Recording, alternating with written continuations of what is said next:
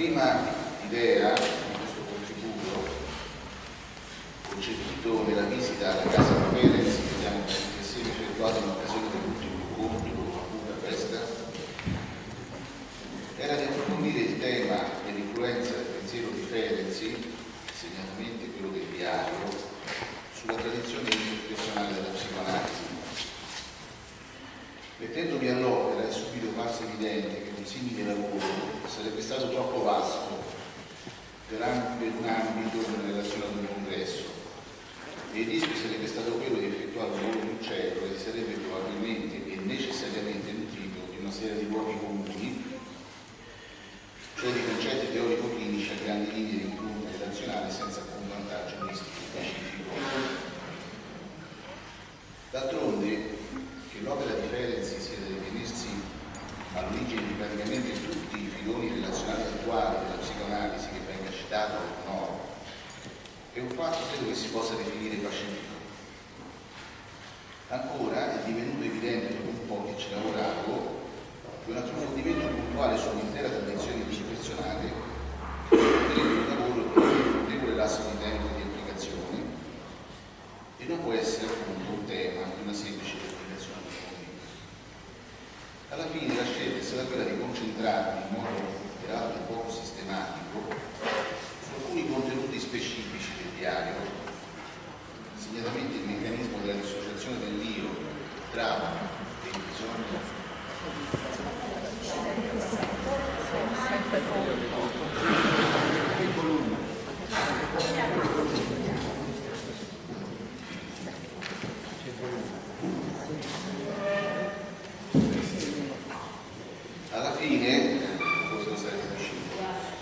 Alla fine la scelta è stata quella di concentrarmi in modo peraltro poco sistematico su alcuni contenuti specifici del diario, segnatamente il meccanismo della dissociazione dell'io in trauma e il bisogno di tenerezza del bambino, la sua unità originale con il materno, facendoli dialogare con alcuni capisaldi del pensiero del fondatore della psicoanalisi interpersonale. Ci sono diverse ragioni che rendono plausibile e utile tale lavoro. 1. Una gran parte dei concetti teorico-clinici dell'autore americano sono ancora fortemente attuali e correntemente utilizzati nella pratica clinica, che se ne sia consapevoli o no. La teoria psicoanalitica interpersonale, nella sua elaborazione originale, può essere considerata in essenza, per dirla con Bromberg, una teoria dell'organizzazione dissociativa della personalità in risposta al trauma, ovvero il dinamismo della dissociazione fondativo della teoria della mente di Salivan, analogamente al concetto di rimozione della teoria freudiana. 3.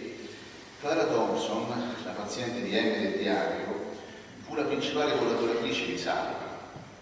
In particolare, essi si conobbero in occasione della presentazione ad un congresso del primo lavoro scientifico della Thompson e Salivan ne fu vivamente colpito. Il loro rapporto collaborativo durò fino alla morte di Salivan e quindi circa 25 anni, si conobbero nel 1923. È evidente che una delle pazienti del diario ebbe implicitamente ed esplicitamente un costante scambio di idea sull'opera di Ferenc con il suo maestro. 4. Salivan elaborò i capisaldi del suo pensiero nel periodo del 1922 al 1930, ovvero quando Ferenc era ancora vivente ed anzi si avviava al periodo più creativo ed originale della sua produzione, quello dell'ultima parte della sua vita. Di fatto essi si trovarono ad operare alternativamente, parallelamente, dentro e fuori il mainstream psicanalitico, dedicandosi sostanzialmente alle medesime problematiche cliniche. 5. Entrambe valorizzarono specificatamente la relazione tra il tempo e la dimensione di realtà della personalità dei partecipanti. Salivan derivò questa attitudine dalla sua frequentazione di studio con gli antropologi e sociologi della Chicago School of Sociology, cosa questo che lo portò a considerare appunto la dimensione sociale delle relazioni. Ferenc vi derivò sostanzialmente attraverso la riscoperta dell'esperienza traumatica del bambino, incarnandone gli affetti nella sua relazione con Freud.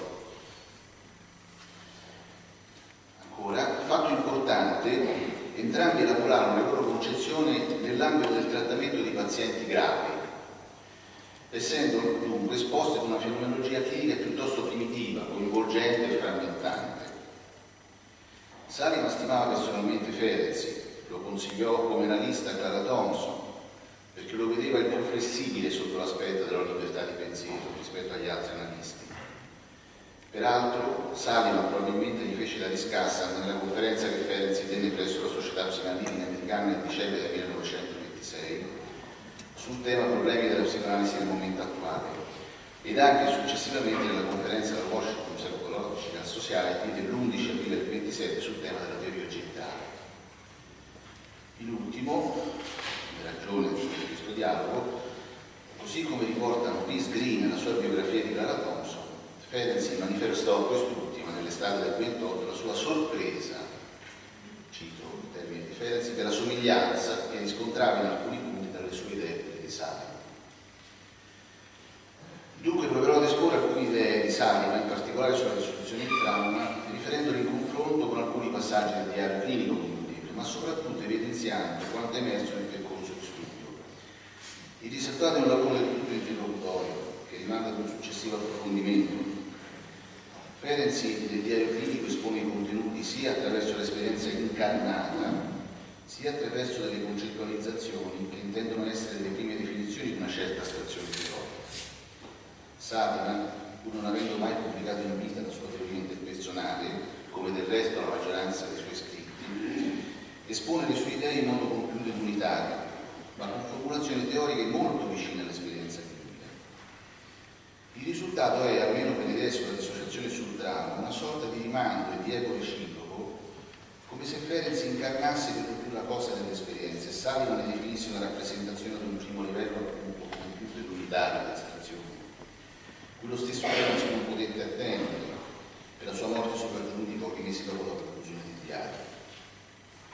Questo approccio conoscitivo, che assume una continuità di elaborazione da Ferenczi a Saliman, è assunto a priori in questo contenuto, anche se potrebbe avere un fondamento storico vero e proprio e riflette il processo conoscitivo in psicoanalisi. Infatti la storia del pensiero psicoanalitico ci mostra che l'elaborazione teorica progredisce tipicamente mediante un percorso epistemologico che, prendendo origine da un'esperienza soggettiva problematica dell'autore, un disagio psichico, anche in taluni casi da un'esperienza psicopatologica franca, giunge ad una formulazione verbale simbolica di vario e diverso livello di astrazione metapsicologica. Ovviamente tale percorso conoscitivo non è scollegato al primus culturale scientifico del periodo storico in cui si trova a vivere l'autore. Successivamente, ma solo dopo, i concetti teorico-clinici così elaborati possono essere oggetto di conferma o di sconferma attraverso verifiche di tipo extraclinico, come di fatto è accaduto a non pochi concetti psicoanalitici.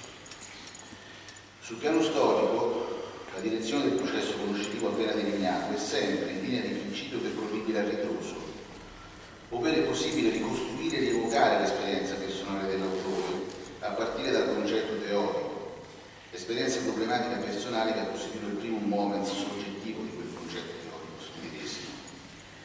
Questo è naturalmente possibile se si ha la fortuna di disporre delle necessarie fonti storiche da cui attingere l'informazione. Credo che buona parte di noi, dopo aver letto la biografia di Melanie Klein, prendendo cognizione delle sue relazioni affettive e soprattutto della personalità della madre, abbia intuito perché ella abbia elaborato concetti come la posizione schizoparanoica che descritto la componente persecutoria dell'ansia.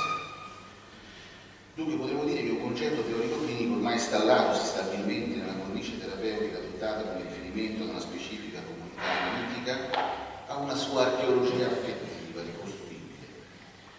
Diversamente è come dire che la cornice terapeutica che include un certo patrimonio teorico-clinico costituisce una sorta di precipitato attuale di un'antica esperienza affettiva dell'autore, ormai neutralizzata sotto l'aspetto clinico. Saliman ci offre un esempio immediato di questo. La scoperta e la descrizione analitica della vivezza e floridezza della fase preadolescenziale dello sviluppo affettivo, contrariamente in quel momento alla tradizionale concezione del periodo di latenza, affonda le sue radici nell'intensa, dolorosa esperienza traumatica di acuta deprivazione affettiva che ebbe a vivere e subire in questo periodo della sua vita, in una degenerato paesino di campagna, Cenando County, fuori dallo sviluppo tumultuoso dei nodi di comunicazione nel corso del New Deal, caratterizzato dall'assenza di qualunque rapporto sociale tra ragazzi e sottolineando l'importanza dell'amico del cuore proprio per questa fase. Egli scrive: ma nella fase della preadolescenza, proprio perché ci si avvicina tanto ad un'altra persona, acquistando così la capacità di vedersi attraverso gli occhi dell'altro, il fatto significativo è la possibilità di correggere le idee autistiche o fantastiche su di sé o sugli altri, a rischio di continuare ad usare superlativi che possono diventare noiosi. Insisto a dire che lo sviluppo di questa fase della personalità ha un'importanza incredibile, perché può salvare molte persone fino a questo momento seriamente svantaggiate da disturbi mentali gravi ed altrimenti evitabili. Come è noto, a seguito di tale forte derivazione familiare e sociale, la madre era stata ricoverata per una depressione grave nel corso dei suoi primi 2 anni di vita. Egli incorse in età giovane adulta in una vera e propria bufera delirante schizofrenica che richiese un periodo di ricovero in clinica psichiatrica.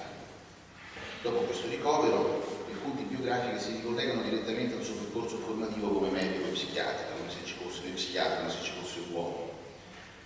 A partire dal 22 egli comincia le sue osservazioni sulla psicoterapia della schizofrenia ed allestisce il primo esperimento di comunità psichiatrica per schizofrenici all'interno dello Shepherd Plant Hospital. Ora, in base a questa premessa, che mi scuso un po' lunga, ma indispensabile per vedere l'uso su cui si muove il contributo, è possibile evidenziare che Sullivan e Ferenczi, rispetto al percorso di innovazione teorico-clinica di Vignano, si trovano, per così dire, in una posizione perfettamente speculare. Ferenczi giunse ad elaborare le sue idee innovative, in particolare quelle presenti nel diario al termine della giornata, nella forma della scrittura privata ancora immersa nel travaglio psichico personale, mentre Sullivan sublimò sin da subito il suo problema psicopatologico, concependo sin da subito un modello teorico alternativo a quello che vediamo, basato sulla relazione interpersonale, sulla relazione ideale con l'altro, fortemente sovrapponibile in molti versi a quello di Ferenczi, ma come detto più compiuto sotto l'aspetto della sintesi metapsicologica. Si trattava del modello che avrebbe dato origine, ovvero dava origine alla psicoanalisi interpersonale. Nel volume dedicato alla teoria egli dichiara il suo tributo a Freud. Scrive: inutile dire che alle spalle di tutta questa fase della psichiatria stanno le scoperte di Sigmund Freud, ma, continua Salman, a noi interessano, sto citando, solo i primi frutti del genio di Freud. Freud ha rivelato che le limitazioni specifiche della coscienza personale hanno origine nell'esperienza. Con questa scoperta egli ha aperto la strada allo studio scientifico dell'individuo, in contrapposizione a quello della mente, del cervello e delle chiappe.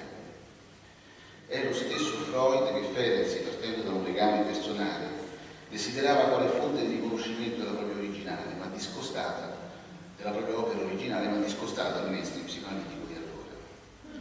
L'interesse comune fu l'esperienza traumatica reale del bambino piccolo, ma, come ho detto, Ferenczi vi giungeva verso la fine della vita, mentre per Sullivan era il punto di partenza della propria. Ferenczi cercò di perseguire tale interesse di studio nonostante Freud, con una certa aspirazione impotente di vedersene riconosciuto. Sullivan, dopo averne tributato il debito culturale come visto, lo abbandonò come punto di riferimento, nonostante che continuò, che rimase sempre membro del centro psicanalitico di Baltimora per tutta la vita. Questa premessa era necessaria per rendere conto del metodo di lavoro che ho seguito nella totale presente contributo. Il fatto che Ferenczi sia un investimento di tutt'oggi il precursore di praticamente tutti i filoni attuali della psicoanalisi relazionale è un fatto completamente pacifico. E tuttavia io credo che oggi non dobbiamo accontentarci semplicemente di ascrivere questo importante merito nella storia del pensiero psicoanalitico, ma nell'ambito della prospettiva del processo conoscitivo psicoanalitico che abbiamo appena descritto in premessa, dobbiamo arrivare ad esplorare con più impegno di dettaglio i concetti teorici relazionali, al fine di riascoltare l'eco dell'esperienza affettiva originale di Ferenczi, in particolare quella del diario clinico. In questo impegno di dettaglio ho provato a rileggere attivamente il diario clinico, confrontando le intuizioni di Ferenczi ma anche i suoi concetti teorici che emergono chiaramente mescolati agli affetti, a proposito della dissociazione traumatica, ovvero in particolare nell'argomento relativo all'impatto del trauma sulla funzione e sullo sviluppo dell'io, confrontando, vi dicevo, con le vedute di Sullivan su tali concetti, che egli mette a vero e proprio fondamento della sua teoria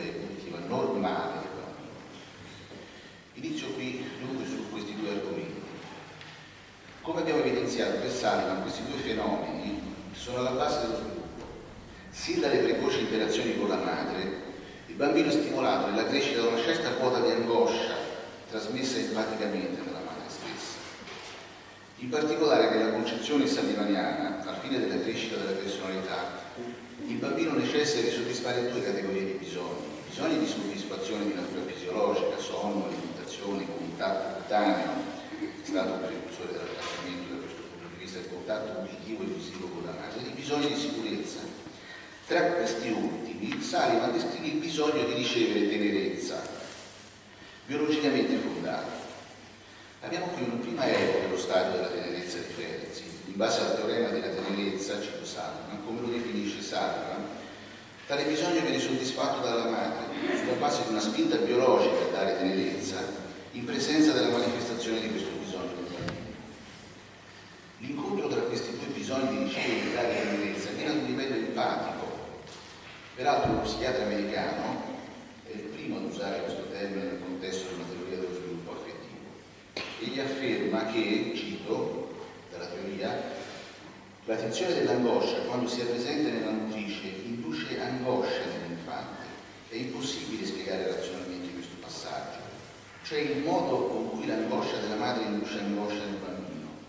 Questa impossibilità da parte nostra ha dato origine ad alcune spiegazioni del fenomeno, molto plausibili e forse giuste, ma io salterò il fosso, riferendomi semplicemente ad essa, come manifestazione di un processo interpersonale indefinito, nel senso che non è stato ancora definito, il quale do il nome di empatia. È dunque chiaro che per Sullivan la tenerezza è un bisogno primario, non ulteriormente scomponibile ed analizzabile, come invece sosteneva Freud, che invece lo derivava da una trasformazione di una sottostante primaria tensione libidica. Qui è interessante citare a proposito il dubbio dello stesso Ferenczi circa la primarietà del bisogno di tenerezza più volte espresso nel contesto del dialogo. Il senso di sicurezza del bambino per Sullivan è direttamente collegato all'esito positivo o negativo della soddisfazione del bisogno di tenerezza. L'ansia della madre nella situazione di allattamento, nel tenere in braccio un bambino nell'accudirlo, gli viene trasmessa per via empatica e questo conduce il bambino a, cito Sullivan, scoprire che manifestare il bisogno di tenerezza alle figure potenti che gli stanno intorno lo porta spesso ad essere in posizione di svantaggio, o ad entrare in ansia, o a essere preso in giro e così via. Insomma, provare, come si dice, un dolore, ma in certi casi il dolore può essere proprio un dolore fisico. In queste circostanze il corso evolutivo cambia al punto che la percezione del bisogno di tenerezza porta a una previsione di angoscia e di dolore. Questa previsione di angoscia e di dolore conduce il bambino in tre situazioni possibili, secondo Sullivan: o a essere supinamente obbediente e sottomesso, o a essere sistematicamente ribelle, oppure, ecco l'ego ferenziana, a diventare capace di nascondere ciò che accade dentro di loro. Sullivan specifica che, cito, questa crescente capacità di nascondere e di ingannare tende a rientrare in due importanti forme di comportamento inadeguato e inappropriato. La prima delle due forme è rappresentata dai verbalismi, ovvero una serie plausibile di parole che, sebbene siano in realtà totalmente rilevanti, hanno il potere di evitare a chi le pronuncia grosso confusione. Qui c'è un'importante pagina sulla parola di Ferenczi. La seconda forma è ancora più impressionante dei verbalismi. Si tratta dell'apprendimento infausto, già che contribuisce molto a nascondere e ad ingannare, del valore dell'attività del tipo come se. Tra queste ultime vi sono le drammatizzazioni che Sullivan descrive con contenuti analoghi all'identificazione con l'aggressore di Ferenczi. Su questo aspetto la Thompson scriverà un importante lavoro sulla resistenza del figlio sottomesso. Ferenczi descrive in tanti punti del diario vissuto di sottomissione come uno degli esiti del processo traumatico. Alla pagina del 19 luglio intitolata Comprensione della propria paranoia scrive: io sono il primo pazzo ad aver acquisito l'insight critico e ad essermi sottomesso a tutti, a essermi deciso ad imparare attraverso il conscio. Ricompensa: i pazzi si mostrano sani, sincerità intellettuale e simbolica soltanto nei pensieri e nei discorsi, la sincerità è trasformata, coraggio criticato. Dunque, dinanzi al vissuto di angoscia praticamente trasmesso dalla madre, il bambino è stimolato ad attivarsi nel senso di anticiparlo con un'attività che consente di evitare di viverlo.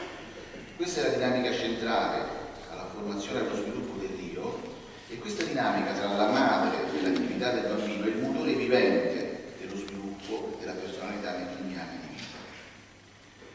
Prima di aggiungere ulteriori livelli di dettaglio indispensabili per aprire il dialogo a distanza tra Ferenc e Salivan su questo argomento, occorre evidenziare che con l'osservazione del ruolo attivante della figura materna nei riguardi del bambino, Salivan sancisce sorprendentemente il ruolo, cito Ferenc, di spinta esterna per la madre allo sviluppo della personalità del bambino, preconizzato da Ferenc appunto nelle fasi precoci.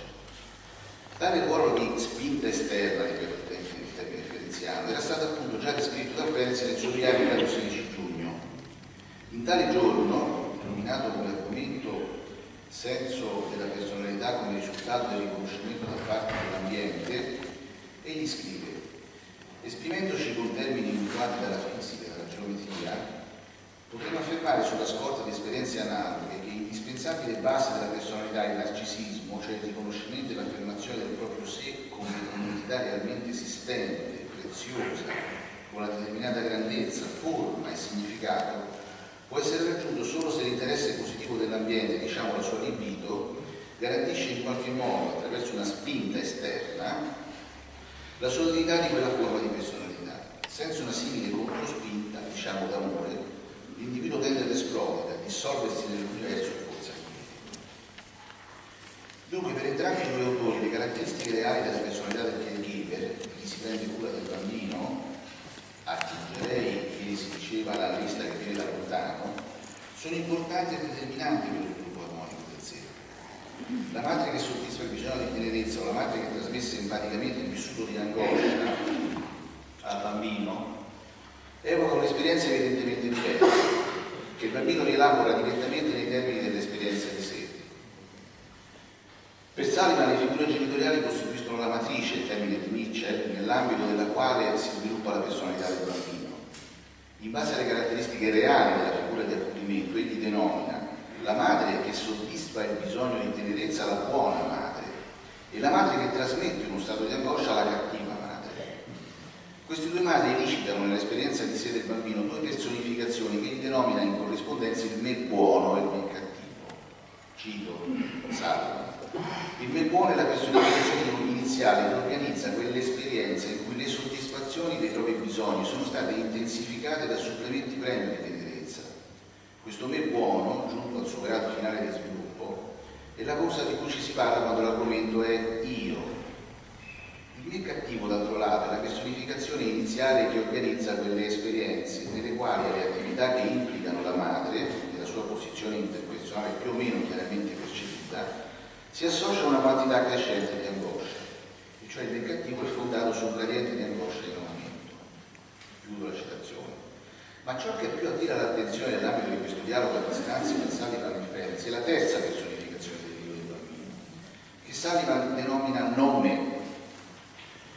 Questa personificazione si genera quando l'angoscia trasmessa al bambino nella relazione materna è tale da conferire all'esperienza del bambino un carattere francamente traumatico.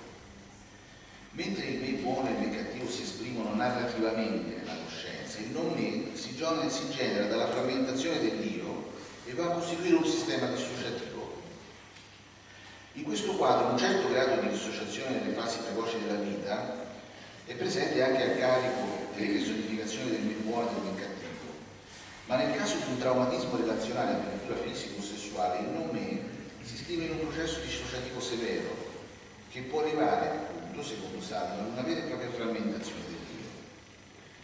Mentre i significati legati all'esperienza soggettiva del me buono e del me cattivo e comunicabili agli altri, ovvero, per utilizzare un importante concetto salivaniano, sono consensualmente validati, i significati legati al nome non possono essere comunicati attraverso il linguaggio simbolico verbale, ma rimangono o tornano ad uno stadio primitivo dell'esperienza di sé, o sul livello dell'esperienza simbolica non verbale, l'esperienza paratastica come i sogni, oppure quando l'esperienza traumatica è particolarmente severa, nell'esperienza non simbolica non verbale, l'esperienza prototassica del corpo, l'esperienza puramente corporea. Il contenuto traumatico dissociato del non me si mantiene tale attraverso l'evitamento attivo di tutti gli aspetti dell'esperienza reale che possono collegarsi al contenuto traumatico stesso. Su questo punto Salivan elabora il suo teorema dell'evasione, che può considerarsi la declinazione relazionale del concetto di dissociazione. Egli scrive, cito, il sistema del sé tende per sua natura, cioè per i suoi fattori ambientali comunitari, per la sua organizzazione e per la sua attività funzionale, a sfuggire all'influenza di quelle esperienze che non si conciliano con la sua organizzazione e con la sua attività funzionale del momento. Egli descrive il meccanismo intimo dell'evitamento nel concetto di disattenzione selettiva.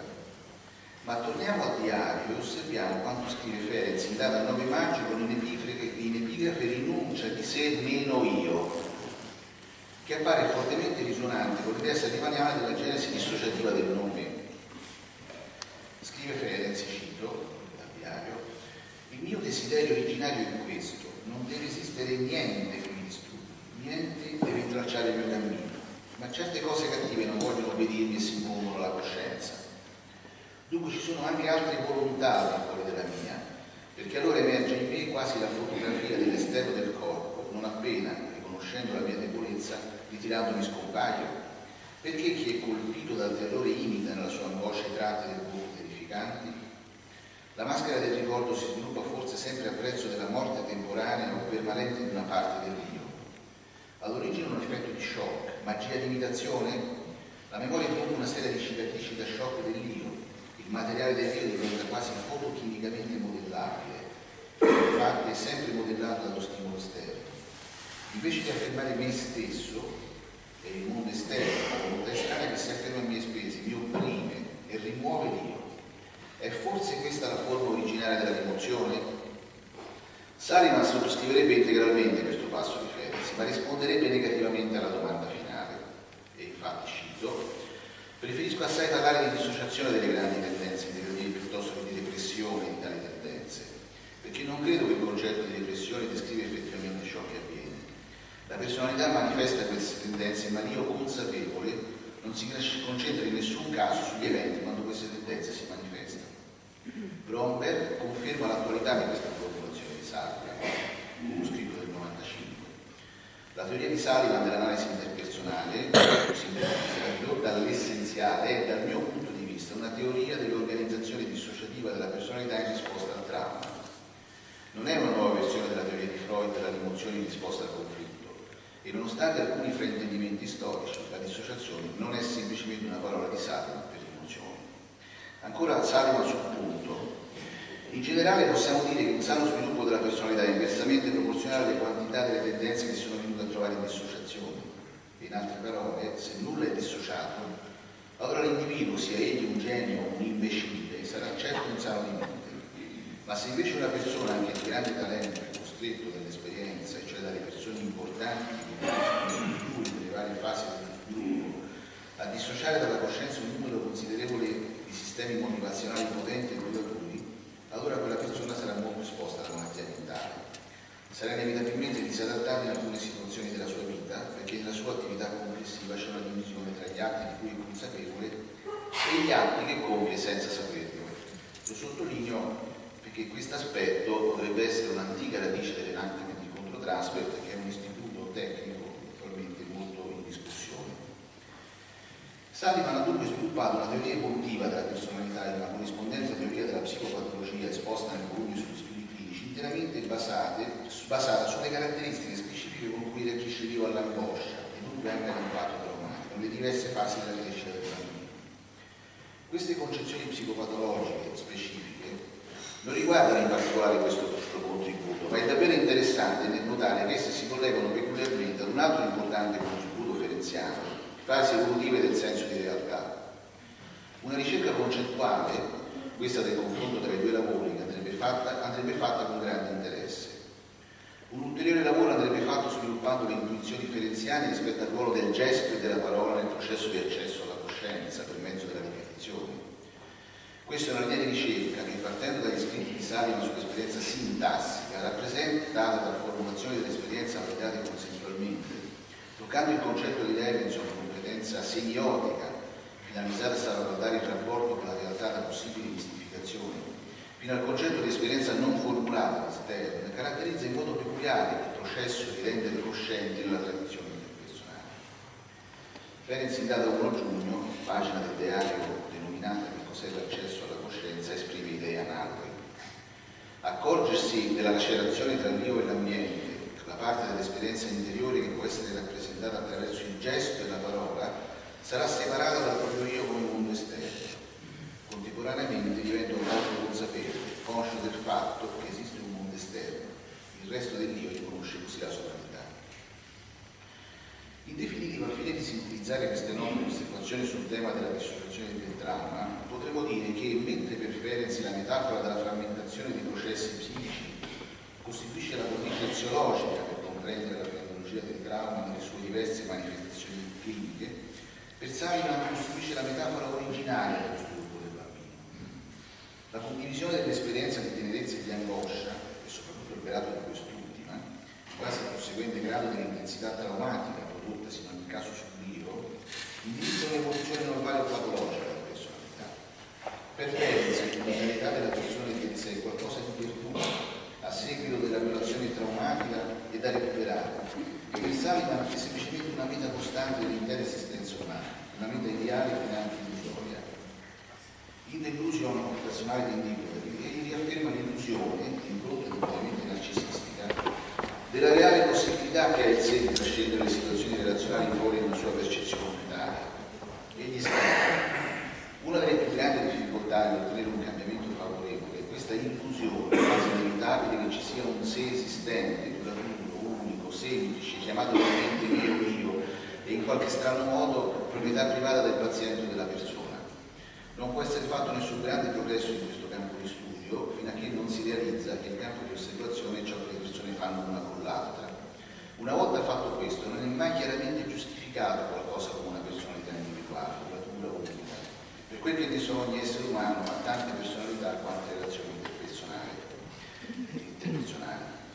Quest'idea della molteplicità del sé, assunta al costrutto psicologico nell'opera di Salivan, può essere un buon esempio del passaggio conoscitivo da una situazione vissuta nell'esperienza personale, espresso dalla metafora della frammentazione, ad un costrutto di una certa astrazione clinica, la molteplicità del sé e l'illusione della personalità individuale, divenuto disponibile nel patrimonio progressivo degli anni. Avviandomi a concludere, come descritto all'inizio del mio intervento, il presente contributo ho inteso suggerire un possibile percorso di lavoro e un metodo nello studio politico dei dolori. Questo approccio, applicato qui limitatamente ai concetti di dissociazione del trauma, può utilmente essere applicato a tanti altri concetti, come ad esempio il controtransfer. Si pensi al valore euristico del confronto con la partecipazione dell'analista nell'analisi reciproca, differenziando l'individuo del paziente, ricordaci, e il concetto di trasformazione isomorfica dell'analista di etica breve, insomma, quello di concetto che include la situazione in cui l'analista catturato dal paziente viene spinto ad una ripetizione della situazione clinica di trauma originario del paziente. Ma vado a concludere il mio contributo con una considerazione finale. Per Ferenc, l'analisi traumatica si prefigge come scopo il recupero del ricordo attraverso la riproduzione analitica del trauma. Della prospettiva salivaniana, la ferita traumatica rappresenta, entro certi limiti di impatto, il passaggio ineludibile per entrare in rapporto con l'esperienza reale dell'altro. Una ferita originaria che rende l'altro in definitiva mai veramente raggiungibile, ma proprio per questo in ultima analisi è semplicemente umano. Da questo vertice di osservazione, riprendendo uno dei temi di apertura del convegno, l'analista non potrà mai divenire completamente il paziente, ma la sua ferita originaria personale ne convoglierà la spinta, direi lo sforzo per tendere a diventarlo. E questa tensione che il paziente coglie nella propria esperienza dell'analista può per essere uno dei fattori terapeutici della cura analitica, come ci ha mostrato Nietzsche. Grazie.